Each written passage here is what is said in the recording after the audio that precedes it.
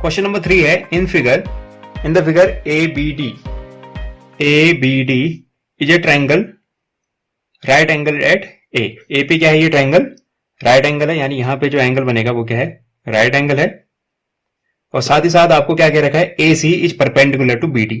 अगर आप देखोगे एक राइट एंगल ट्रायंगल है ABD और उसका जो राइट एंगल वाला वर्टेक्स है वो A, उस राइट एंगल वर्टेक्स से उसके सामने वाली साइड यानी हाइपोटेन्यूज पे क्या कर रखा है, एक परपेंडिकुलर ड्रॉ कर रखा है। तो यहाँ पे अगेन सिचुएशन आ जाती है थ्योरम 6.7 वाली।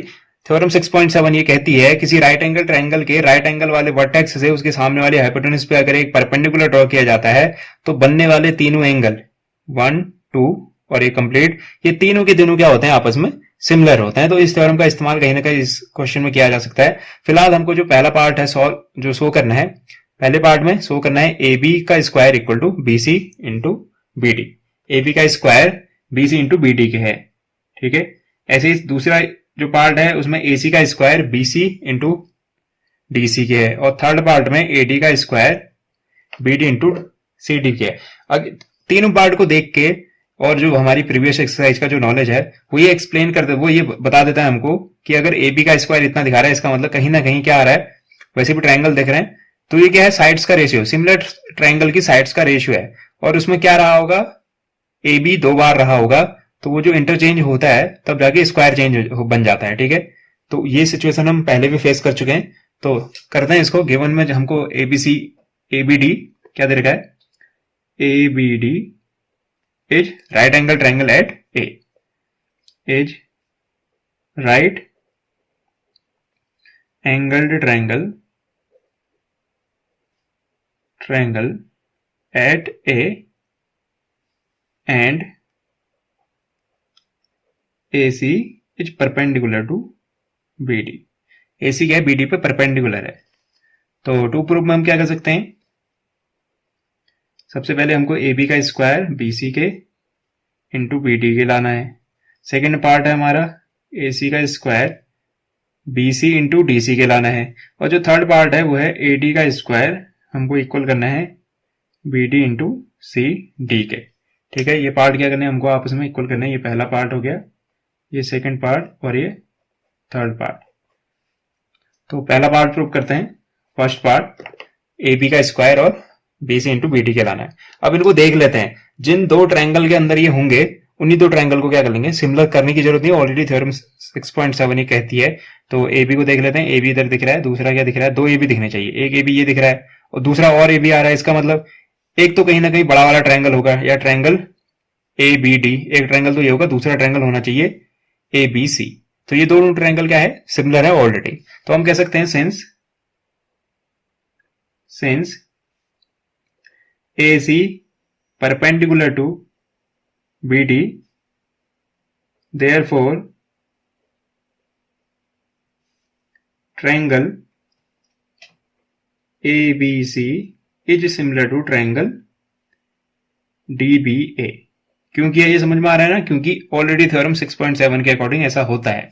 अगर कोई राइट एंगल ट्रायंगल है उसके राइट एंगल वर्टेक्स से आप सामने वाली हाइपोटेन्यूज पे एक परपेंडिकुलर ड्रॉ करोगे तो बनने वाले तीनों एंगल आपस में सिमिलर होते हैं। इस वजह से ये और ये बड़ा वाला एंगल क्या है, आपस में ट्रायंगल सॉरी आपस में क्या है, सिमिलर है।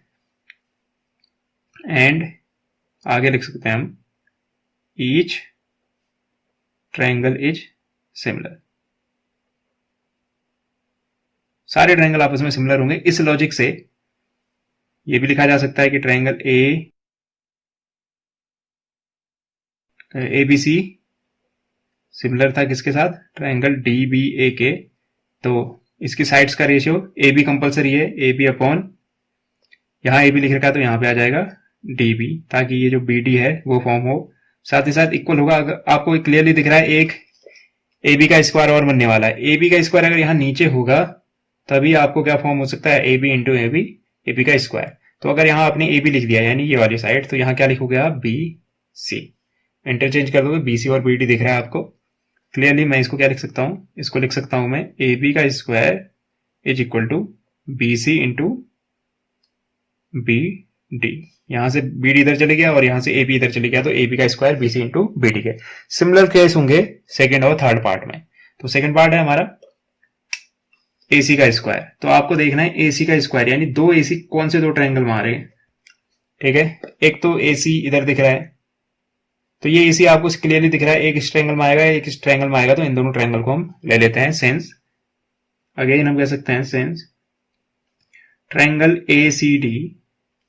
ACD और ABC, ट्रायंगल ACD गलत दे दिया, ठीक है। राइट एंगल पहले लिख दिया ना मैंने, अगर मैं इसको लिख रहा हूं ABC तो इसका राइट एंगल C बीच में आना चाहिए, क्योंकि दोनों का राइट एंगल कहां पे बन रहा है, C पे बन रहा है। तो हमको इसको ऐसा लिखना पड़ेगा कि राइट एंगल C पे बने। इज सेंस ट्रायंगल C आना चाहिए बीच में, ठीक है। और यहां पे आ जाएगा आपका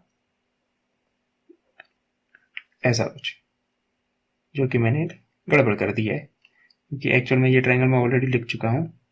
तो C के साथ C आएगा, पहले कौन सा ट्रायंगल लिख दिया, ये लिख दिया, तो C के साथ C, ठीक है।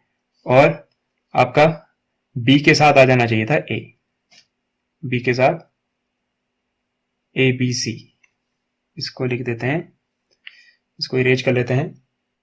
तो यहां पे लिख सकता हूं मैं BCA और ACD, ठीक है। ACD, C और C दोनों एक साथ आने चाहिए, क्यों, क्योंकि C पे क्या बन रहा है, 90 डिग्री बन रहा है। तो ये सिमिलर की सिचुएशन तब सेटिस्फाई करेंगे जब C के साथ C आएगा। तो अगेन मुझे क्या लिखना है, AC लिखना है। सेकंड जो पार्ट है उसमें AC आ रहा है, तो मैं यहाँ पे जानबूझ के क्या लिखूंगा, AC वाली साइड लूंगा। तीनों साइड क्या होती है, रेशियो में होती है, तो मैं जानबूझ के फर्स्ट AC लूंगा अपॉन, यहाँ AC है तो यहाँ कितना हो जाएगा, BC is equal to, again मुझे इतना पता है अपॉन में क्या आना चाहिए, AC आना चाहिए, ताकि AC से AC यहाँ आ जाए। अब मैं जानबूझ के सेकंड वाली साइड मैंने क्या ले दी, AC, तो यहाँ जाएगी CD या फिर DC, जो भी आप लिखना चाहो।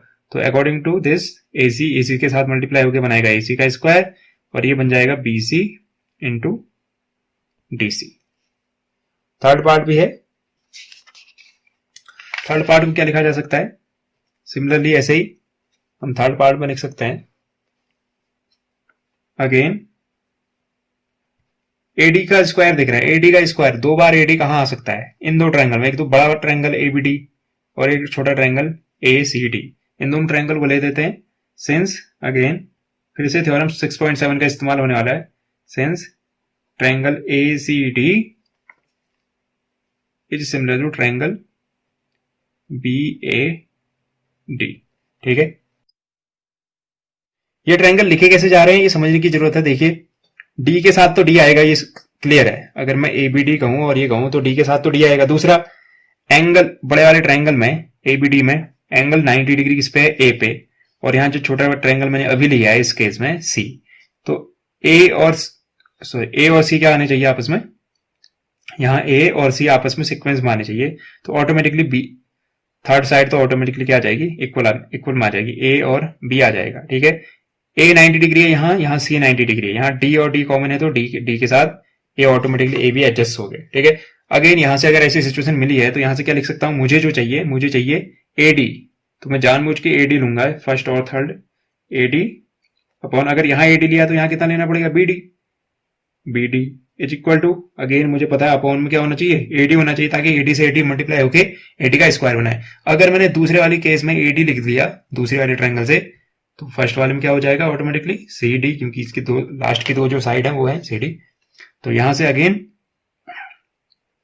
AD का स्क्वायर इज इक्वल टू हो जाएगा BD इंटू CD। तो ये जो तीनों पार्ट थे वो आ चुके हैं। तो ये जो क्वेश्चन है ये प्रूव्ड हो चुका है। फाइनली हम लिख सकते हैं हेंस प्रूव्ड। उम्मीद करता हूं आपको ये एक्सप्लेनेशन पसंद आया होगा और समझ भी आया होगा। Thank you and have a nice day.